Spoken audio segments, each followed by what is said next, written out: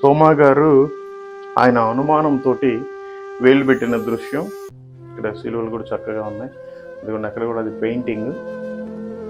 ఇక్కడ ఏంటంటే ఆయన శరీరంలో ఒక భాగం రెల్లిక్ ఉందన్నమాట. ఆ క్లాత్లో చుట్టూ ఉంది, భద్రంగా లాక్ చేసి పెట్టారు. ఇంకా చుట్టూ కూడా ఇది తోమా గారికి సంబంధించిన చెక్కతోటి కూడిన బాగా శిల్పంతో చెక్కారు బాగా.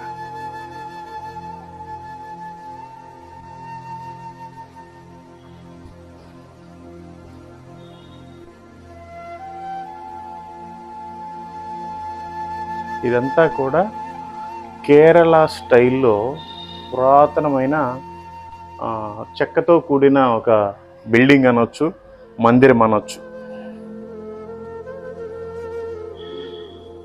అదనమాట స్టోరీ.